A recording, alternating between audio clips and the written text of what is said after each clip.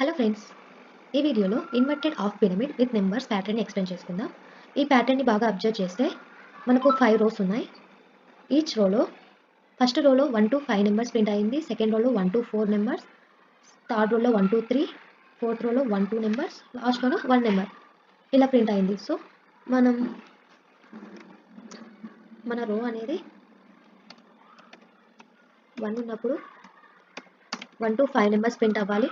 2 ఉన్నప్పుడు 1 to 4 numbers print అవ్వాలి. 3 ఉన్నప్పుడు 1 to 3 నెంబర్స్. సో ఇక్కడ ఈచ్ రోలో 1 నెంబర్ అనేది డిక్రిమెంట్ అవుతుంది. మన అవుటర్ లూప్ అనేది 1 to 5n వరకు ఇటరేట్ అవ్వాలి. సో మనం ఇక్కడ ఇన్నర్ లూప్కి లాజిక్ వచ్చేపాటికి ఏం రాయాలి?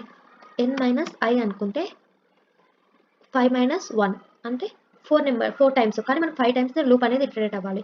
దీన్ని బ్యాలెన్స్ చేయడానికి +1 అని పెట్టుకుంటాం. సో ఇప్పుడు చూడండి, 5 మైనస్ ఫస్ట్ రో 1 అంటే 4 + 1 5. సో 5 టైమ్స్ లూప్ ఇటరేట్ అవుతుంది కదా. సెకండ్ రోకి వచ్చేపాటికి 5 minus row value 2, so 3 + 1 4. So 4 times loop iterate అవుతుంది. థర్డ్ రోకి సేమ్ 5 - 3 అంటే 2 + 1 3. సో మనకి ఈ లాజిక్ అనేది సెట్ అయిపోతుంది. లాజిక్ మాకు రాదు అని అనుకోకండి, ప్రాక్టీస్ చేస్తూ వెళ్తుంటే ఎవరికైనా వస్తుంది. సో ప్రాక్టీస్ చేయండి. కోడ్ రాసి దీనికి చూసుకుందాం. n వాల్యూ 6 ఇచ్చాను. సో ఫస్ట్ నేను public static void function name అనేది ఆఫ్ పిరమిడ్ అని ఇచ్చాను. సో ఇంట్ n, ఇక్కడ ఏంటి ఫస్ట్ లూప్ అవుటర్ లూప్ అనేది int i = 1, i <= n, i ++ మన అవుటర్ లూప్లోన int j = 1, j <= ఎంతవరకు n - i + 1. ఓకే, j ++ ఏం ప్రింట్ చేయాలి? System dot out dot print జేనే. ఎందుకు? మన పిరమిడ్లో 1 2 3 4 అని ప్రింట్ అవ్వాలి కదా. సో j వాల్యూ 1 ఉన్నప్పుడు ఈ కండిషన్ చెక్ చేస్తుంది. కండిషన్ ట్రూ అయితే j వాల్యూ 1 ఉంది కాబట్టి 1 ప్రింట్ చేస్తుంది. నెక్స్ట్ j వాల్యూ ఇంక్రిమెంట్ అవుతుంది. సో j వాల్యూ 2 అవుతుంది.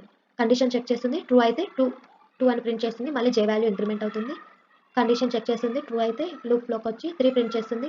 సేమ్ ఇలా మన కండిషన్ ట్రూ అయ్యేంత వరకు j వాల్యూ ఇంక్రిమెంట్ అయ్యి j వాల్యూ ప్రింట్ చేస్తుంది.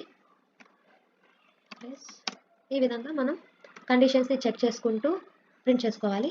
సో వన్స్ మన లూప్ అనేది ఇన్నర్ లూప్ కంప్లీట్ అయిన వెంటనే system dot out dot println each row తర్వాత మన రో అనేది న్యూ లైన్లోన స్టార్ట్ కావాలి కాబట్టి నేను println ఫంక్షన్ యూజ్ చేస్తున్నా. సో నెక్స్ట్ ఏంటి, కాల్ చేద్దాం ఫంక్షన్ని. Half pyramid of n save చేసి రన్ చేద్దాం.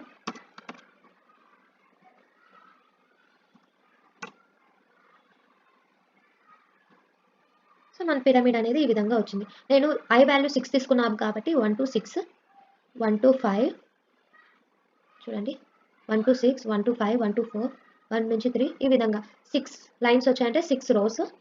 మనకి ఈచ్ రోలోన మనకు కావాల్సిన నెంబర్స్ ప్రింట్ అయ్యాయి.